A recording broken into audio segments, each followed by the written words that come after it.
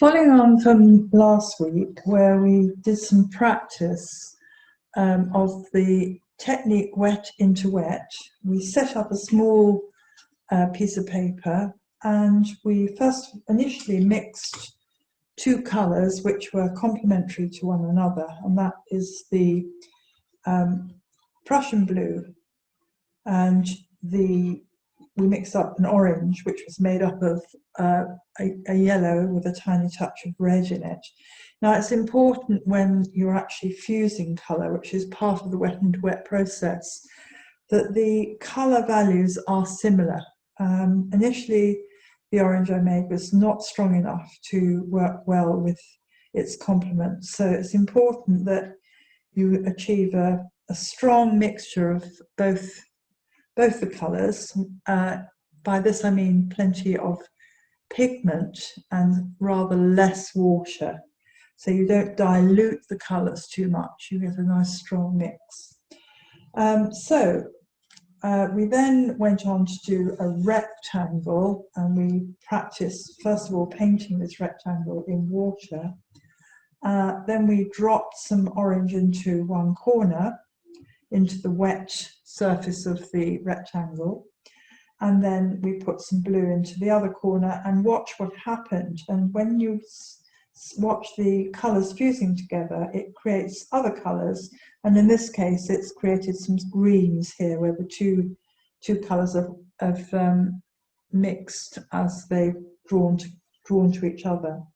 So that's something to bear in mind for painting, because a watercolour painting that has this feeling of not being controlled, but of actually the wetness of the paint creating beautiful magical mixtures is one of the captivating qualities of watercolour painting. Following these two little exercises, we then drew a fruit shape, covered the surface of the paper with water, gently blotted it, and then dropped the colours in to create what we could observe of the fruit. Now, obviously initially it was done with some orange, and then the blue was dropped in where the shadow areas are, and then more orange was overlaid on the blue. You can, if you don't push your brush around, you just drop the colour in. This works really well. Anyway, that was the initial exercises for the session last week. We then went on to do a more sustained study. This was mine that I did during the session. The subject was 3 pieces of fruit on a plate, and trying to achieve what we learnt from the exercise, so plenty of wet into wet evident in the painting. I have actually used just orange and blue here. I've added bits of other ultramarine blue and a bit of more red to the orange itself, but I have kept to those 2 colours. I haven't really introduced much else. And it keeps sort of unity in the painting, I think, if you don't start using lots and lots of colours. You keep it quite simple, but really push the mixtures as far as you possibly can. So that was last week's exercises. So it's 3 kitchen utensils set up as a still life. Potato masher, a ladle and a little saucepan on a piece of white paper in front of my dresser. I mean, there are many things that I could have chosen, but I just felt this was something I wanted to have a go at. So what we're going to do first of all is to do some practice exercises before actually beginning the painting. So I'm going to go back to my board. I have masked a piece of smaller paper, practice paper, and I've also drawn a bit of the potato masher just to practice. Now it's a metallic object, it's got a wooden handle, but mainly there's a lot of metal in this subject that I've set up. And so first of all, I'm going to show you how to mix grey I've been doing a lot of painting with my palette and I haven't washed it off, but that's okay. First of all, I'm going to wet the ultramarine blue, and I'm just going to drop some of it in here. Then I'm going to add some water, and then I'm going to add some burnt sienna, which is this lovely reddy brown over here, and I'm going to mix that with the blue. And what you get automatically is a grey, basically. If you add a bit more of the red to it, it becomes slightly warmer. I'm going to leave it like this. I'm going to leave it as a sort of bluey grey colour.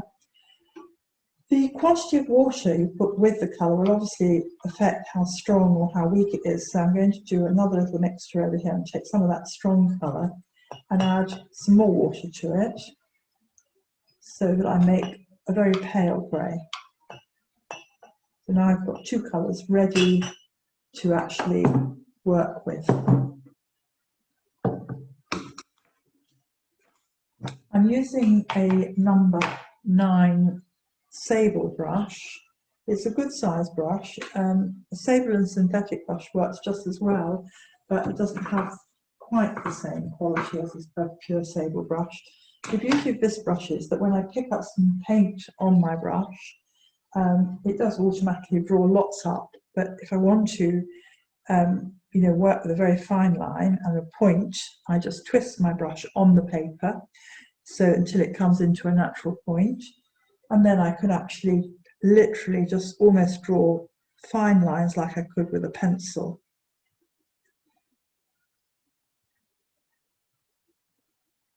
So it gives you a lot of control, a good brush. And it's important that you don't leave it standing in the water, because that damages the end. Okay, so I'm going to just simply paint a square of this colour I've mixed, just so that I have a record of this colour. It's quite bluey because it's got quite a lot of ultramarine blue in. I don't mind that. I think that's all right. I can vary it a bit in a minute, which I'll show you. And then I go to my paler mixture. So wash my brush, dry it, and then pick up some of the paler grey that I've made.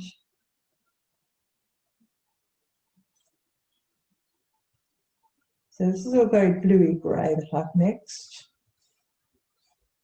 Okay. Now, if I want to vary that slightly, I've also got something called raw sienna on my palette, which is this colour here. Raw sienna is also very useful. I'm going to put some of that in the palette next to the strong one, and I'm going to add some ultramarine blue to it. It gives me a different sort of grey actually, and I think a slightly warmer grey. So I'm going to paint a square of that down here, just so you can see the difference. So the grey I've made with raw sienna is probably closer to what one would associate with a pure grey, although this is more of a sort of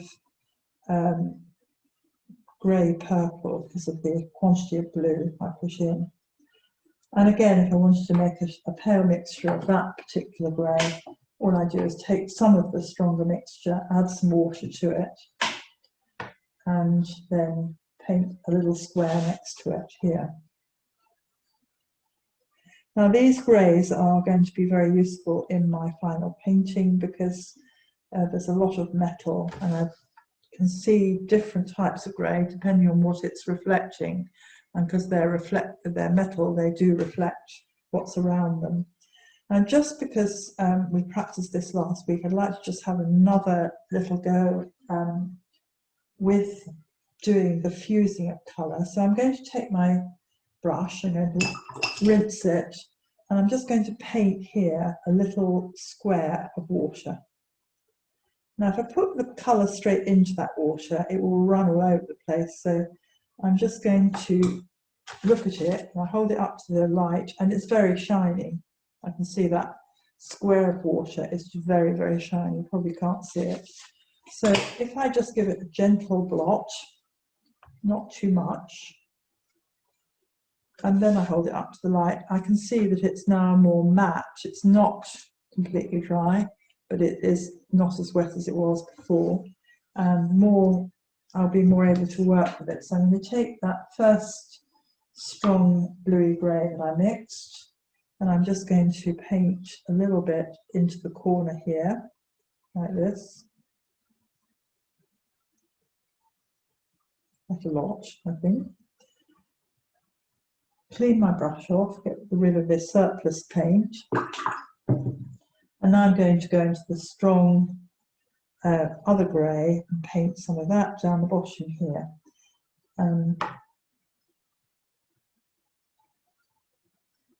And then I'm going to let the two colours fuse together, which is something I like to show in my painting because I think it works really nicely.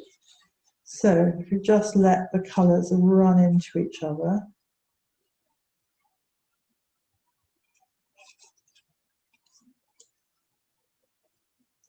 move the paper around like this, you can control what how much or how little the paint runs depending on the angle of your paper. I'm going to let that dry, and I'm going to